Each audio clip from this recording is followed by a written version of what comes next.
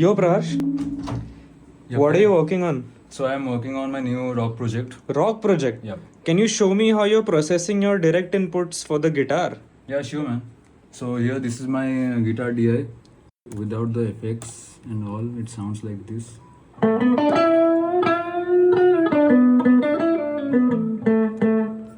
So here I have used two compressors. First one is used for controlling the dynamics of the audio. Then I used 670 compressor for adding a warmer tone. Then I added this amp from T-Rex. So without the amp, it sounds like this. Then with the amp. Then I added a analog EQ for adding some analog color in the mids and highs. Lastly, I added a Pro Q to fit the sound in the mix. Crazy, man. That's a crazy chain. Thanks for sharing it with us. Yeah, man, sure, man.